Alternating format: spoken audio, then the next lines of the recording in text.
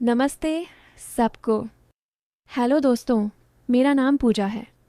उम्र है 22 साल की और हाय, मैं थोड़ी सी शरारती भी हूँ, लेकिन वैसी वाली जो दिल को छू ले। देखो ना, मेरी आंखें काली काली हैं, बाल लंबे लंबे जो हवा में उड़ते हैं जैसे कोई पुरानी फिल्म की हीरोइन के। गालों पर हल्की हल्की लाली और होंठ। अरे, होंठों की तो बात ही छोड़ दो, वो तो बस मुस्कुराने के लिए बने हैं, लेकिन कभी कभी लगता है जैसे वो किसी राज को छुपा रहे हों। मैं गांव वाली लड़की हूँ, लेकिन शहर की चमक ने थोड़ा सा रंग चढ़ा दिया है। घर में सब कहते हैं, पूजा तू तो बस फूलों सी खिली रहती है, लेकिन अंदर से मैं जानती हूँ कि फूलों में भी कांटे होते हैं। खैर, आज मैं तुम्हें अपनी एक कहानी सुनाने वाली हूँ, जो मेरी दीदी की शादी के बाद की है। वो कहानी जहाँ मेरा जीजा जी, अमित जीजा जी, मेरे साथ वो सब कुछ करते हैं जो मैं सोच के भी डर जाती हूँ। तो चलो शुरू से बताती हूँ। मेरी दीदी, सीमा दीदी की शादी को अभी 6 महीने ही हुए थे। हमारा घर गांव में ही है, लेकिन शहर से करीब 10 किलोमीटर दूर, जहां खेतों की हरियाली और सड़क की धूल आपस में मिल जाती है। अमित जीजा जी शहर से हैं, इंजीनियर हैं एक फैक्ट्री में, लेकिन शादी के बाद वो हफ्ते में 2-3 दिन गांव आ जाते थे। दीदी खुश थी, मैं भी खुश थी, लेकिन जब भी जीजा जी आते, घर में एक अलग ही माहौल हो जाता, जैसे हवा में कोई खुशबू घुल जाती हो, जो ना तो फूलों की हो ना ही मिट्टी की, बस कुछ ऐसा जो सांस लेते ही दिल को छू ले। शुरू शुरू में तो सब नॉर्मल था। जीजा जी आते, दीदी के साथ बातें करते, चाय पीते और कभी कभी मेरा नाम लेते। पूजा तू तो दीदी से भी ज़्यादा चुलबुली है, कहते हुए मुस्कुरा देते। मैं हंस देती, जीजा जी आप तो बस दीदी को खुश रखिए, मैं तो बस यही हूँ। लेकिन उनकी आंखों में कुछ ऐसा होता था जैसे वो मेरी बात के पीछे छुपे मतलब को पढ़ रहे हों। एक दिन वो शाम को आए, सूरज डूब रहा था और घर के आंगन में दीदी दाल बना रही थी। मैं कॉलेज से लौटी थी। हाँ, मैं पास के शहर में कॉलेज जाती हूँ, लेकिन शाम को घर पहुँच जाती हूँ। जीजा जी बाइक पर आए, धूल उड़ाती हुई।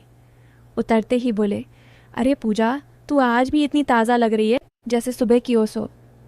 मैंने शर्माते हुए कहा, जीजा जी ओस तो रात में गिरती है, दिन में कहाँ।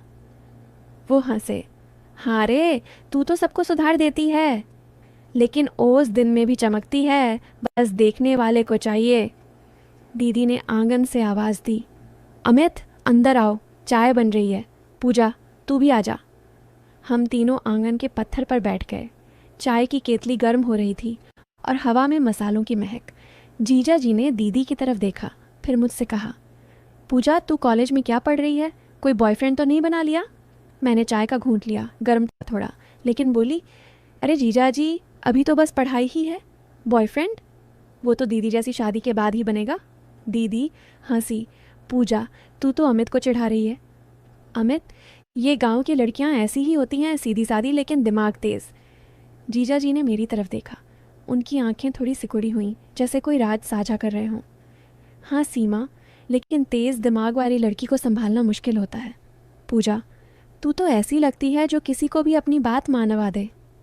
मैंने मुस्कुराकर कहा, जीजा जी मानवाना तो आसान है, लेकिन रखना मुश्किल। बातें चलती रहीं, चाय खत्म हुई, लेकिन वो शाम की बातें जैसे हवा में लटक गईं। रात को सोते वक्त मैं सोच रही थी, जीजा जी की वो नज़रें, क्या वो सिर्फ मजाक था या कुछ और। अगली सुबह जल्दी उठी। घर में सब व्यस्त थे। दीदी रसोई में थी, माँ खेत की तरफ जा रही थी। जीजा जी कल रात ही रुक गए थे, ऊपर के कमरे में। मैंने नहा धोकर नीचे आया और देखा तो वो आंगन में खड़े थे, चाय का कप हाथ में। गुड मॉर्निंग पूजा, बोले। मैंने सलवार कमीज़ पहनी थी, हल्की गुलाबी वाली जो हवा में लहराती। गुड मॉर्निंग जीजा जी, नींद अच्छी आई? वो मुस्कुराए। हाँ, लेकिन तूने कल रात की बातें सोच सोच कर नींद उड़ा दी। मैं चौंकी। कौन सी बातें? वो पास आए, चाय का कप मुझे थमा दिया। वो कि तू कैसे किसी को अपनी बात मानवा देगी, बताना तो क्या राज है। मैंने चाय पीते हुए कहा, राजा तो कोई नहीं, बस दिल से बोलना।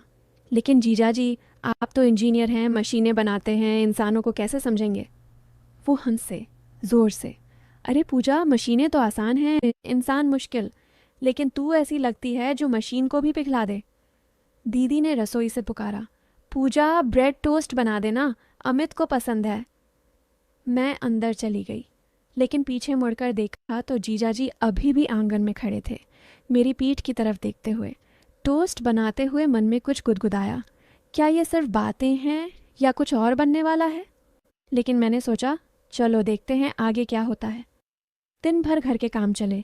दोपहर को जीजाजी ने कहा, सीमा, मैं थोड़ा खेत की तरफ चलूं? पूजा, तू भी चलना, दिखा दे रास्ता। दीदी बोली, हाँ पूजा, जा दे, अमित को गांव की फसलें देखनी हैं। हम बाहर निकले। सड़क पर धूल उड़ रही थी, लेकिन जीजाजी की बाइक पर मैं पीछे बैठ गई। हवा तेज़ चल रही थी, मेरे बाल उड़ रहे थे। जीजाजी, धीरे चलाओ, बाल बिखर जाएंगे, मैं बोली। वो बोले, बिखर जाएं तो क्या, तू तो और सुंदर लगेगी। मैंने हंसते हुए उनका कंधा पकड़ा। सुंदर तो मैं हूँ ही, लेकिन बिखराव मत दो। खेत पहुँचे। गेहूं की फसल लहरा रही थी, हरी हरी। जीजाजी ने पूछा, ये सब तू संभालती है? मैं बोली, हाँ माँ के साथ, लेकिन जीजाजी, फसल की तरह इंसान भी लहराते हैं, बस हवा चाहिए।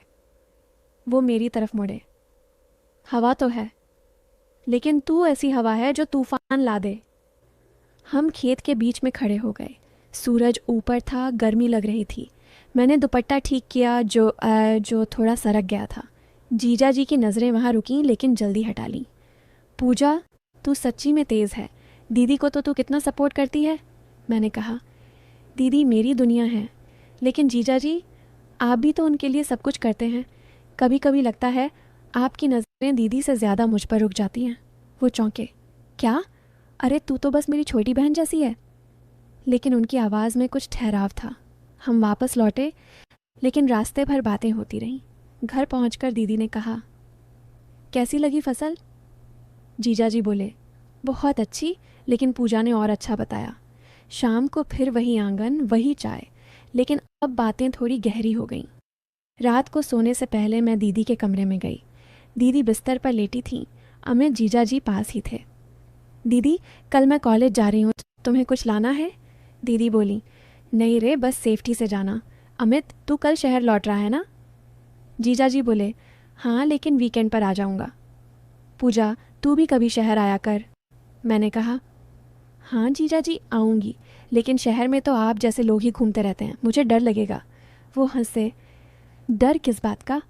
मैं तो हूँ ना तेरी रक्षा करने वाला। दीदी ने मजाक में कहा, अमित, पूजा को चिढ़ा मत, ये तो बस मासूम है। लेकिन मैंने सोचा, मासूम? शायद बाहर से रात को अपने कमरे में लेटी तो मन में सवाल घूमने लगे। जीजाजी की वो बातें, वो नज़रें, क्या ये सिर्फ रिश्ते की मिठास है या कुछ और पक रहा है? अगली सुबह वो चले गए, लेकिन जाते वक्त बोले, पूजा, अगले हफ्ते आ रहा हूँ, तब तू मुझे गांव का कोई राज बताना। मैंने हामी भरी, लेकिन दिल में कुछ कसक सी हुई। एक हफ्ता बीत गया, कॉलेज में पढ़ाई, घर में काम, लेकिन जीजाजी का मैसेज आया फ़ोन पर। हाँ, नंबर तो था। पूजा कैसी है? दीदी को बोलना, मिस कर रहा हूँ, मैंने रिप्लाई किया। दीदी ठीक हैं, और मैं भी। लेकिन राजा तो अगले आने पर। वो इमोजी भेजा, वो वाला जो आंख मारता है। मैं हंसी, लेकिन थोड़ा सा घबरा भी गई। वीकेंड आया। जीजाजी दोपहर को पहुँचे। इस बार घर में माँ पापा भी थे, लेकिन शाम को फिर वही आंगन। दीदी अंदर थी, माँ रसोई में, जीजाजी और मैं अकेले। तो पूजा, वो राज है? मैंने कहा, राज ये है कि गांव में एक पुराना कुआं है जहां लोग प्रेम पत्र फेंकते हैं। लेकिन जीजाजी, आप तो शादीशुदा हैं, आपको क्या? वो करीब आए, आवाज़ धीमी की, शादीशुदा हूँ, लेकिन दिल तो युवा है। तू ऐसी राज बताती है कि लगता है तू खुद कोई राज छुपा रही है। मैंने दुपट्टा संभाला। राज तो सबके पास होते हैं, बस खोलने वाले चाहिए। तभी दीदी आई। क्या बातें कर रहे हो दोनों? जीजाजी बोले, बस गांव के राज। रात को खाना खाते हुए बातें चलीं। मेज़ पर रोटी, सब्ज़ी, दाल। जीजाजी ने मेरी प्लेट में रोटी डाली। पूजा, ये ले, तू तो कम खाती है। मैं बोली, जीजाजी, आपकी मेहरबानी से तो खाना ही नहीं, दिल भी भर जाता है। पापा हंसे। अमित, ये पूजा तेरी बातों में फंस जाएगी। लेकिन जीजा जी की नज़रें फिर वही, थोड़ी गहरी। अगले दिन सुबह जीजा जी ने कहा, पूजा, आज घर के पीछे बगीचा है ना, चल वहाँ फल तोड़ें। दीदी बोली, हाँ अमित को आम पसंद है, पूजा जा दे। बगीचे में पहुँचे। पेड़ ऊंचे, आम लटक रहे थे। जीजा जी सीढ़ी लगाकर चढ़े, मैं नीचे पकड़ रही थी। पूजा, ये आम मीठा लग रहा है, ऊपर से तो और मीठा होगा। मैं बोली, हाँ जीजा जी, ऊपर की चीज़ें हमेशा मीठी लगती हैं, लेकिन नीचे उतरते वक्त सावधान रहना। वो ऊपर से एक आम फेंका, मैंने पकड़ा, लेकिन हाथ फिसला, आम गिर गया।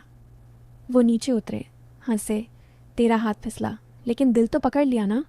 मैं चौंकी, क्या मतलब? वो बोले, मजाक कर रहा हूँ, लेकिन तू ऐसी है कि कोई भी पकड़ ले। हम बगीचे में बैठ गए, आम खाते हुए, हवा में आम की महक। पूजा, तू कभी सोचती है रिश्ते कितने अजीब होते हैं? जीजा साली का मतलब क्या है? मैंने कहा, मतलब तो यही कि एक दूसरे का ख्याल रखना, लेकिन जीजा जी आपकी बातें तो कुछ और कहती हैं। वो चुप हो गए, फिर बोले, शायद तू सही कहे, लेकिन सीमा है ना, सब ठीक है। लेकिन उनकी आंखों में कुछ था, जैसे कोई आग सुलग रही हो। शाम को घर लौटे, लेकिन वो बातें मन में घूमती रहीं। दिन बीतते गए। जीजा जी हर वीकेंड आते, कभी आंगन में बातें, कभी बगीचे में, कभी रात को दीदी के साथ, लेकिन मेरा नाम ले लेकर। एक शाम दीदी बीमार सी लग रही थी, हल्का सिर दर्द। पूजा, तू अमित के साथ बात कर ले, मैं आराम कर लूँ। जीजा जी और मैं छत पर चले गए। तारे चमक रहे थे। पूजा, रात अच्छी लग रही है, तू ऐसी ही लगती है चमकती हुई।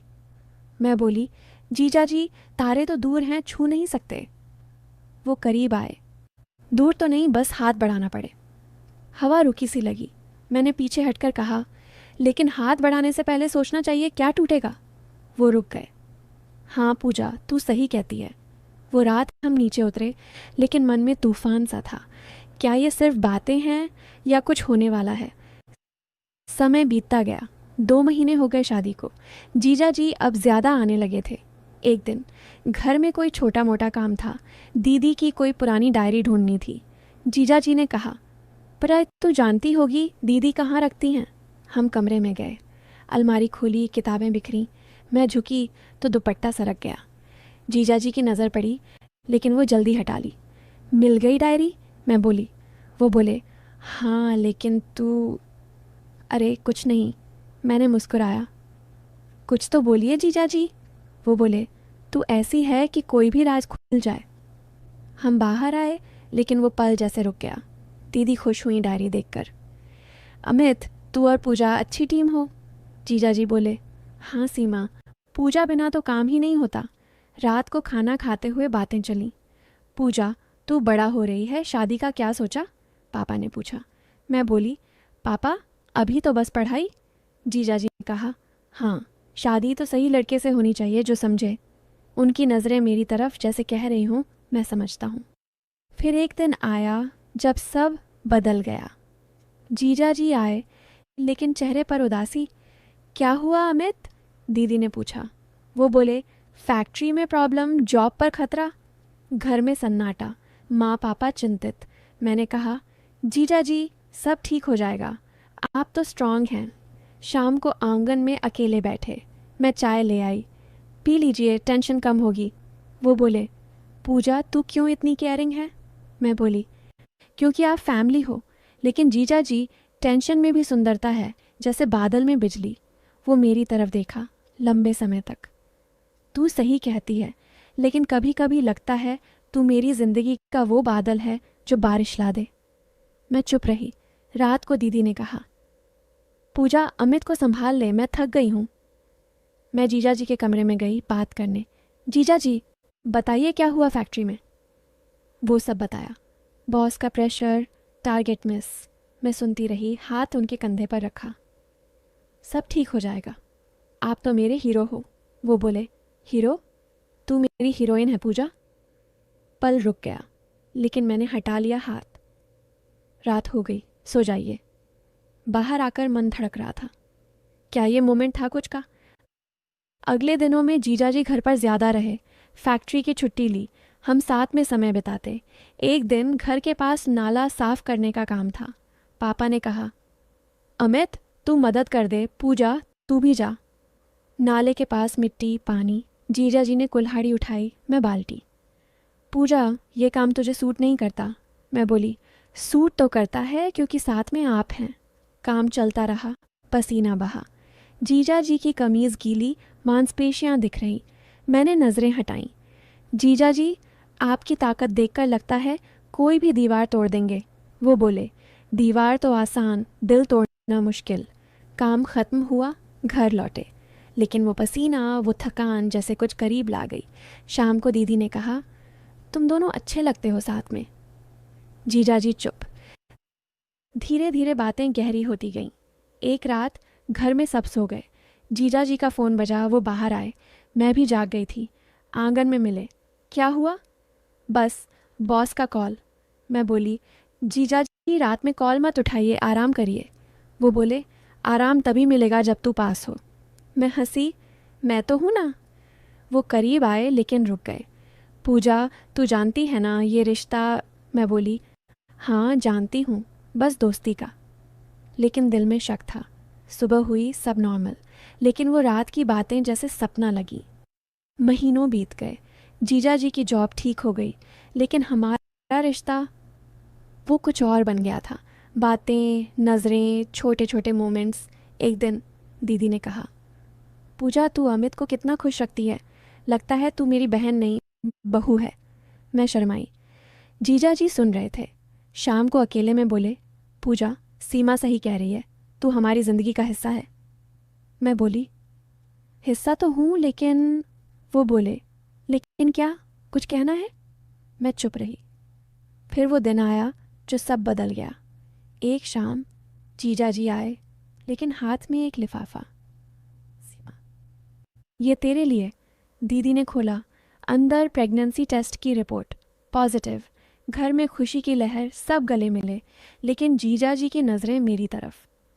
पूजा ये तेरी वजह से, तूने जो सपोर्ट किया वो। मैं बोली मेरा तो बस हाथ था, लेकिन खुशी आपकी है। रात को दीदी सो गई खुशी से। जीजा जी और मैं आंगन में। पूजा आज लगता है सब सही हो गया।